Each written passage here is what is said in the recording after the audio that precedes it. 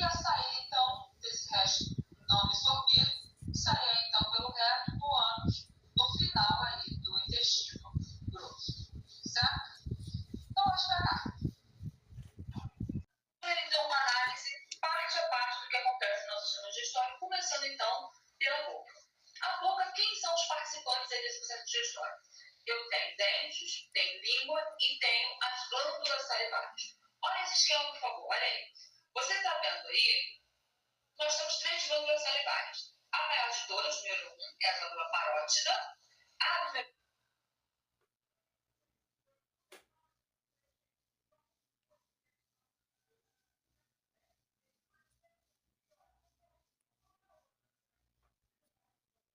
número 2, submandibular, e a número 3, sublingual.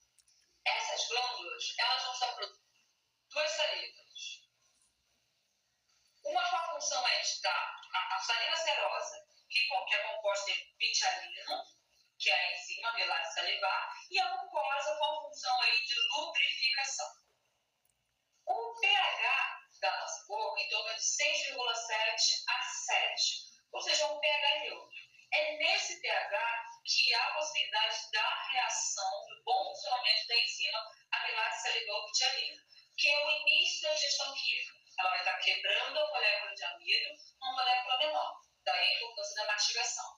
Temos 4 tipos de dentes: os incisivos para cortar, para roer, os caninos para rasgar e para furar, os pré-molares e molares para roer, amassar e para triturar. Dependendo da alimentação do animal, ele vai ter uma dentição diferenciada e desenvolvida de uma forma diferente. E temos a língua, que vai estar movendo esse alimento, permitindo a deglutição. Esse alimento, então, ele vai passar pela faringe, que é o que se chama de garganta, essa virada, que é uma passagem comum tanto ao sistema respiratório quanto ao digestório. Possivelmente você já botou um canedinho no nariz e sentiu ele, você está engolindo ele, afinal ele está passando pelo mesmo lugar. Ou já teve infeliz situação de estar, tomando um refrigerante, bebendo alguma coisa e se engasgar e sentir aquele líquido sair tanto pela boca quanto pelo nariz, porque o caminho ali, essa reta final mesmo. E aí a faringe, essa passagem comum aos dois. E chegamos então ao grande lobo dubo, que é o esôfago.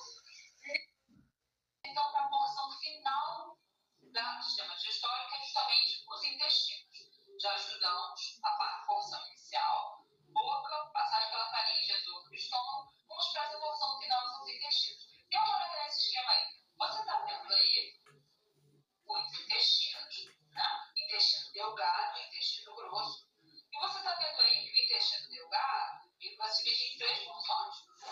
A porção inicial, o jejum e a porção final, que é o íleo. Correto? Então, pode para cá. No intestino delgado, qual é o processo principal que acontece aí? É o processo de absorção de nutrientes. Então, vai estar acontecendo no intestino delgado. Mas para que haja absorção desses nutrientes, há necessidade de finalizar a digestão de uma série de outros. Por quê? Na boca eu tive o início de pequena digestão. No estômago eu tive uma parte. Mas ainda há muita coisa a ser digerida, que vai ser finalizada onde? Justamente no intestino. Para que ocorra essa digestão, a digestão vai acontecer dessas 3 porções e principalmente toda a digestão vai acontecer especialmente na região do duodeno e parte aí inicial do jejum. Vão ter a participação de 3 sucos, que é o suco entérico ou suco intestinal. O próprio intestino delgado, na atmosfera, ele libera e produz um suco. Que suco é esse? É um líquido cheio de enzimas digestivas. Eu vou ter o suco pancreático, produzido pelo pâncreas, que é uma glândula mista, né? Ele produz tanto hormônio liberado no nosso sangue, quanto esse suco pancreático. Ele também vai estar cheio ali de enzimas para digestão. E a bile produzida ali lá no fígado e armazenada na vesícula biliar. Então, você entendeu a função deles. O alimento, então, o químico, saiu do estômago, chegou no intestino.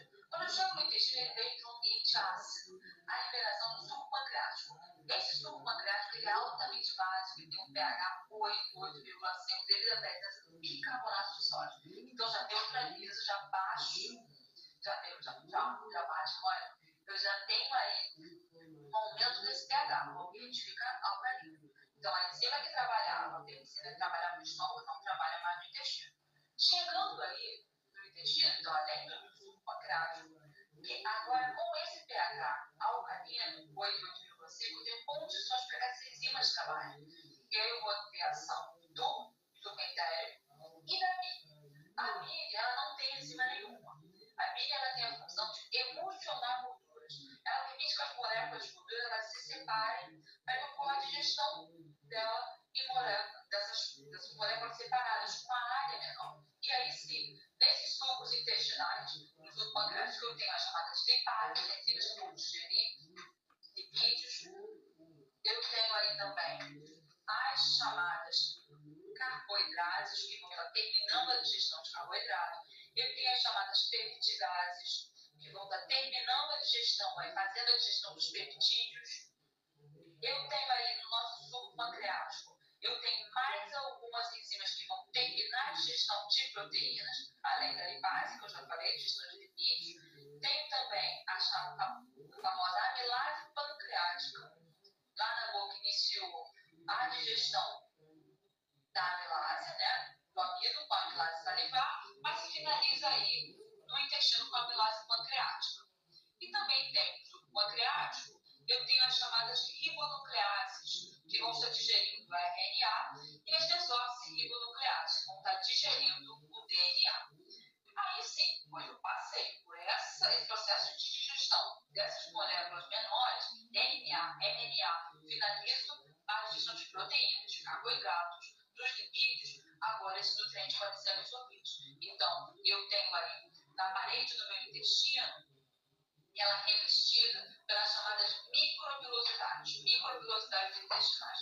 Ou seja, o intestino ele é revestido por uma consequência de ondinhas microscópicas visando aumentar a superfície de contato.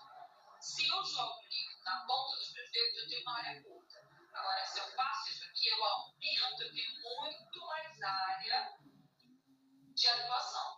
É isso que acontece ali. O intestino é revestido pelas microvilosidades intestinais. Tem uma alta área de absorção e esses nutrientes caem na corrente sanguínea e vão circular pelo nosso corpo. O que sobrou vai então para o intestino grosso. Esse resíduo que vai para o intestino grosso tem o formato de um